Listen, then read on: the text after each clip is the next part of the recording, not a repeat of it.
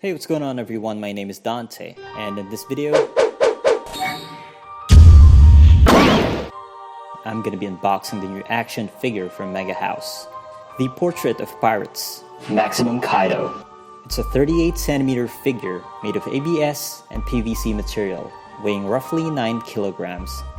This was released last October 2020 as a limited and exclusive figure.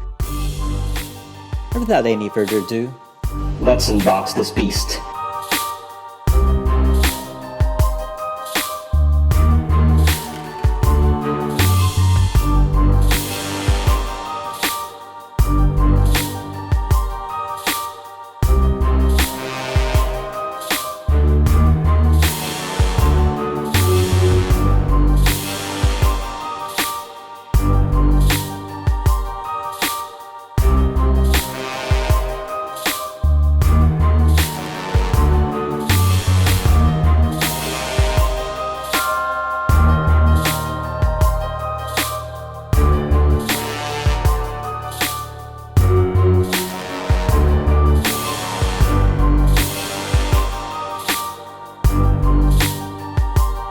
It took me more than a minute to unbox this figure, and now let us take a closer look in 3, 2, 1.